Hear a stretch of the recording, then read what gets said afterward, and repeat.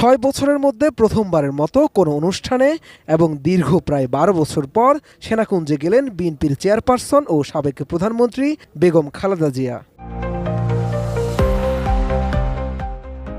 বৃহস্পতিবার বিকেলে সশস্ত্র বাহিনী দিবস উপলক্ষে আয়োজিত এই অনুষ্ঠানে সাবেক এই প্রধানমন্ত্রীকে পেয়ে সবার মাঝে আনন্দ ঘন পরিবেশ সৃষ্টি হয়। সেখানে খালেদা জিয়ার সঙ্গে শুভেচ্ছা বিনিময় করেছেন প্রধান উপদেষ্টা ডক্টর মোহাম্মদ ইউনূস সহ ৩ বাহিনীর কর্মকর্তা, রাজনৈতিক ব্যক্তি ও অন্তর্বর্তী সরকারের উপদেষ্টারা।